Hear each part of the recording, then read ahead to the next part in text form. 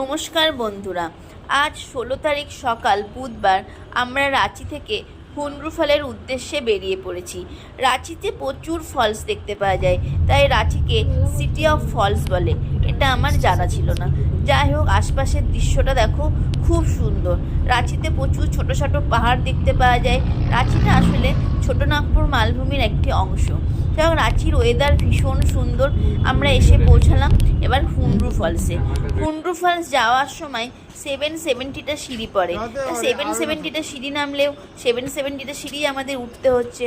Total 1540 সিঁড়িটা আমাদের উঠতে প্লাস নামতে হয়। মানে নামার সময় তো আমরা বুঝতে পারিনি।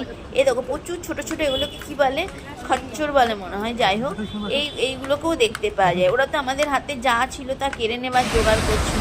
যাই হোক, আমি না অনেক দূর থেকে এই হুন্ডরু ফলসের এই ভিডিওটি ক্যাপচার করেছিলাম। দেখো কি তীব্র আওয়াজ, যেন মনে হচ্ছে কান ফাটিয়ে দেবার জোগাড়।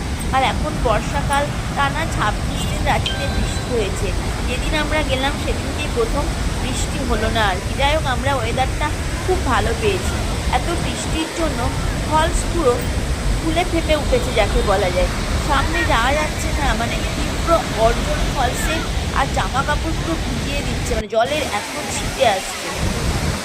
যাই হোক, আমরা ফলসের সামনে গিয়ে ভীষণভাবে এনজয় করেছি।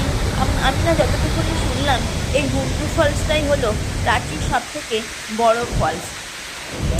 দেখো নিচে জলের কি তোর, জল কি তোরে জলের নিচে নেমে যাচ্ছে। আর আকাশটিও ছিল তেমনি পরিষ্কার, সেদিন কোনো বৃষ্টি বাদল হয়নি।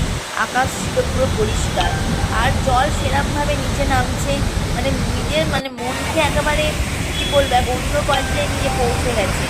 আর এত মানুষের সমাগম, এই সময় যেহেতু প্রচুর জল হয়, ফলসগুলো ফুলে ফেপে ওঠে, তাই মানুষের আগমনও বেশি হয়। এই দেখো, একটা মাচারে বানিয়ে দিয়েছে, এর ওপরে প্রচুর লোক উঠে দেখছে, ছবি তুলছে। প্রচুর লোক নিচে এখানটায় বসে আছে। যাই হোক, আমাদের তো দারুণ লেগেছে হুন্ডরু ফলস। তোমরাও যদি যাও, তোমাদেরও ভালো লাগবে। আর যারা গিয়েছো, আশা করি তাদের সবাইকারেরই খুব ভালো লেগেছে।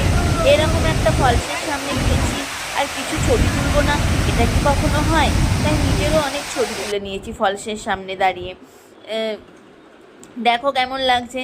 যদি আমার চ্যানেলটিকে ভালো লাগে থাকে বন্ধুরা, প্লিজ লাইক, কমেন্ট এবং শেয়ার করো, যাতে আমি এরকম ভিডিও বানানোর জন্য আরও অনেক বেশি ভাবে অনুপ্রাণিত হতে পারি। Thank you.